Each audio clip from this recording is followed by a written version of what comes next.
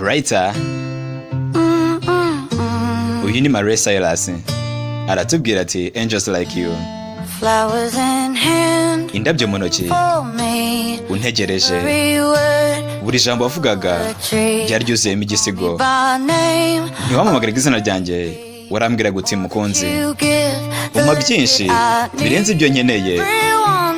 None buri wese avuga ko nishimye iyo njye nawe tumeranye neza. Ndabizi ko wanyibeshyeho, ubu uri kwifuza ko utakaba yarahuye nanjye. Nagucishije bugufi kuko wavuga ko nta murozi wabuze umukarabya. Ntabwo ari ikosa ryawe kuba narangije buri kimwe, ndetse kandi si ikosa ryawe kuba ntaguha icyo ukeneye. Ariko mukunzi, marayika mwiza nkawe ntabwo wajyana se ikibi nkanjye, kuko ndi buri kimwe yavuze ko nzaba.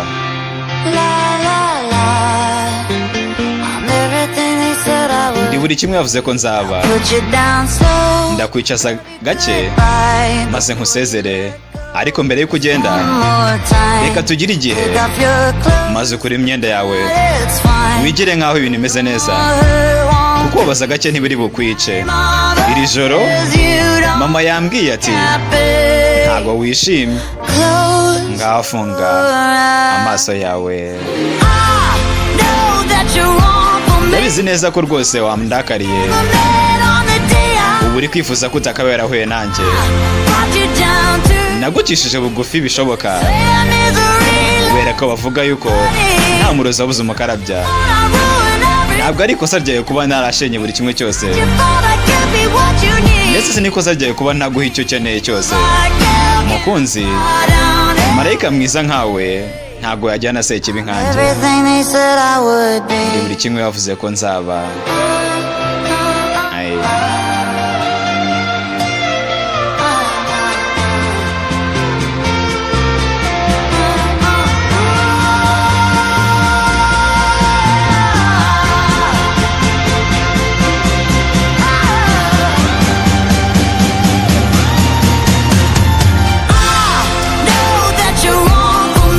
Nzi neza ko wanyibeshyeho, ubu uri kwifuza ko utakaba yarahuye nanjye.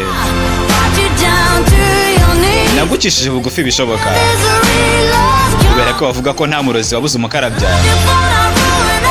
Ntabwo ari ikosa ryawe kuba narangije buri kimwe, ndetse kandi si ikosa ryawe kuba ntaguha icyo ukeneye.